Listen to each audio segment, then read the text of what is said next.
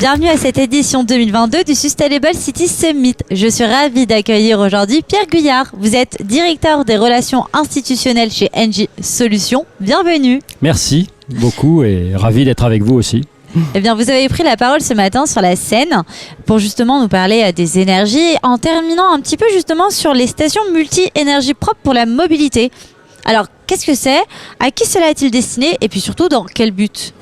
Alors en fait, les stations multi-énergie propres, quel intérêt elles ont pour les territoires?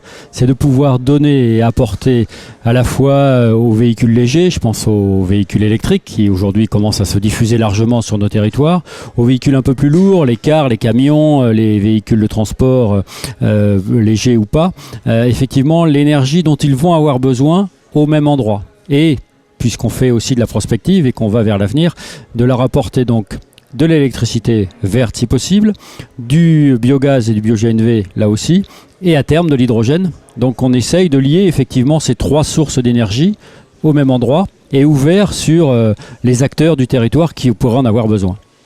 Quelles sont les contraintes d'installation ? Alors les contraintes d'installation, qui dit énergie propre, dit effectivement possibilité d'avoir de la production d'électricité verte pas trop loin, donc à côté de champs photovoltaïques, à côté de champs d'éoliennes, à côté de toitures relativement importantes qui effectivement bénéficient de panneaux photovoltaïques, éventuellement de l'hydroélectricité ou de l'éolienne en mer, puisqu'on en fait beaucoup aujourd'hui. Donc la plupart des territoires en France, j'allais dire heureusement, sont concernés, mais il faut quand même regarder cet enjeu pour que ça soit satisfaisant en termes environnementaux. Et alors, qu'est-ce qu'on fait justement pour lancer cette démarche sur un territoire donné ?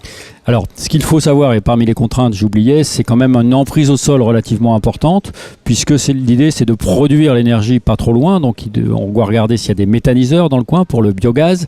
On doit éventuellement, s'il y a de l'eau et de l'électricité verte disponible, avoir un électrolyseur pas loin de la station, pour ne pas dire dans la station. Donc effectivement, c'est des stations, si je fais un parallèle avec une station essence classique, souvent 2 fois plus grande qu'une station essence. Donc il faut quand même un foncier relativement important, mais qui va agréger le flux qui est par ailleurs allait dans 36 stations aux alentours, quoi. Donc on est sur du 10 000 m² par rapport à une station qui en faisait 5 000 ou 7 000. Enfin, il faut calculer, mais il faut en tenir compte. Voilà. Donc ce sont finalement des stations à multi-énergie, mais on reste sur une énergie locale. Exactement. L'idée, c'est de fédérer tous ces acteurs qui se mobilisent sur la transition énergétique et d'apporter une source une voie de sortie pour que la mobilité de ces mêmes territoires accompagne ces efforts que font effectivement soit les acteurs économiques, soit les élus locaux et puis les habitants même pour accompagner cette transition. Et le projet de développement, quelles sont les grandes étapes pour justement déployer toutes ces stations ?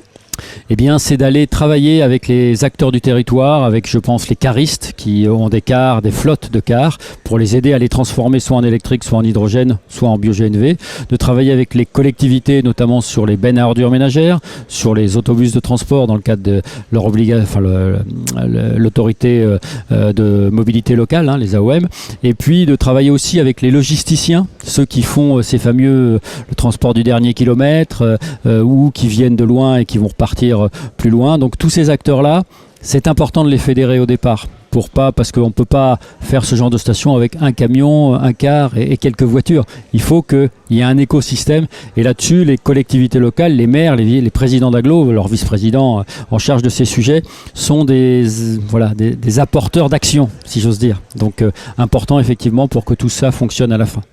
Et d'ailleurs, tous ces acteurs sont réunis aujourd'hui. Quelles sont les bonnes pratiques que vous avez pu voir ?